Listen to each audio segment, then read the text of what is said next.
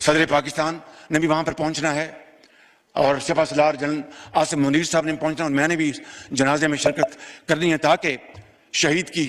روح کے ساتھ ان کے خاندان کو اور پوری دنیا کو پتہ چل سکے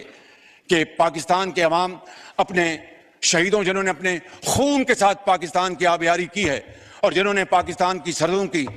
خود حفاظت کی، اپنی جان کو ہتھیلی پر رکھ کر اپنے بچوں کو یتیم کر گئے، لاکھوں بچوں کو وہ یتیم ہونے سے بچا گئے، لاکھوں ماؤں کو بیوہ ہونے سے بچا گئے۔ جناب اسپیکر، آج وقت تھا کہ ہم ان سپہ سالاروں کو، ان سپاہیوں کو، ان افسروں کو، ان کو سلام پیش کریں کہ یہ پاکستان کے ہیروز ہیں۔ جناب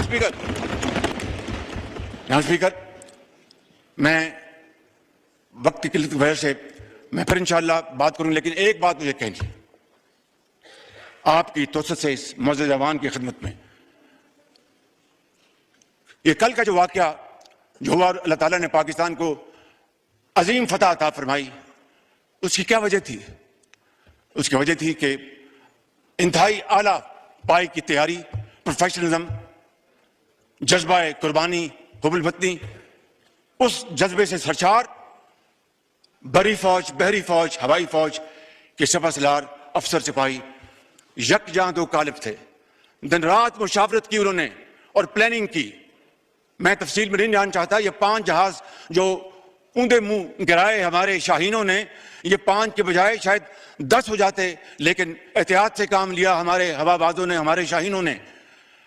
میں یہ عرض کرنا چاہتا ہوں کہ یہ اتحاد، اتفاق اور مشاورت کی بدولت تھا۔ میں بڑے ادب سے آج یہاں پر اپنے اس معزز ایوان کے تمام بھائیوں اور بہنوں سے،